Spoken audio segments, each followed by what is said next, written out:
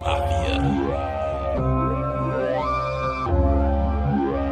is great, paper straight, 808. Ain't no rules when you ruthless.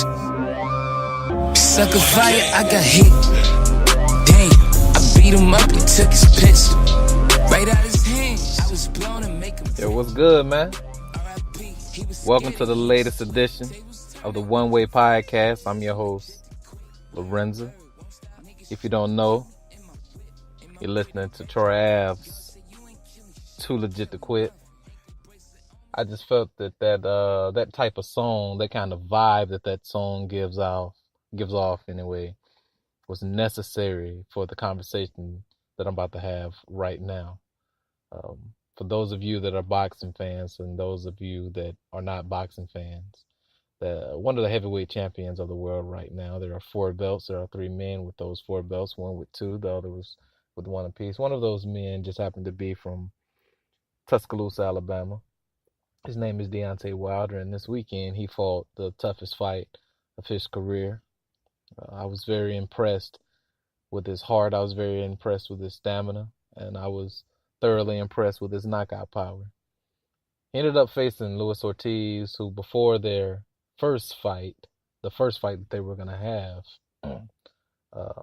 in November of last year, Luis Ortiz, whatever his name is, he wasn't able to fight because he failed the Avada drug testing apparatus thing. He said he failed it because of blood pressure medicine. Anywho, it was like the 3rd or 4th time that Deontay Wilder was in a position to fight someone, and then that person ended up failing a PED test or whatnot. But to many people's surprise, Deontay Wilder went ahead and fought the guy anyway. You know, if a guy pops on you, especially in a contact sport like this, then you are well within your right to say, you know what, I don't want to fight this guy. He's a cheater.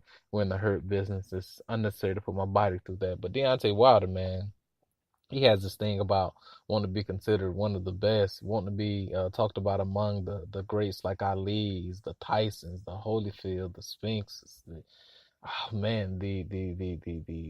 Foremans,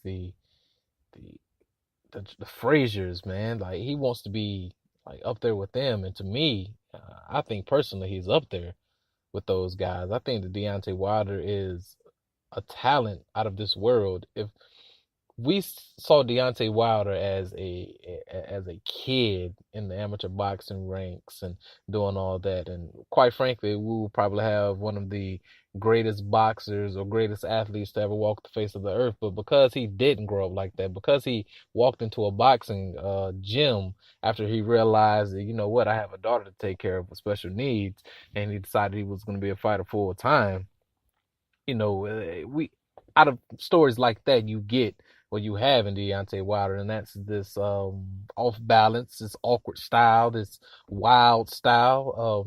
Gervonta Davis said the other day that the man fought like a Tom girl, and I was listening to a boxing podcast called The Boxing Voice, and they explained Tom girl in the wrong sort of sense when they talked about Gervonta Davis saying that Wilder fights like a tom girl. They was really describing what a tomboy was. When I see someone like Gervonta Davis saying that Deontay Wilder fights like a tom girl, I see that them saying that he basically flails his arms. And you can get away with saying tom girl when you're talking about a man in 2018, whereas in 1998 or 2008, and most definitely 2003, 2001, 2002, if you listen to Cassidy rap, you were definitely going to call the man something other than Tom girl, man. Now, this has just been practice, just trying to see how it feels. Thanks, Bruce.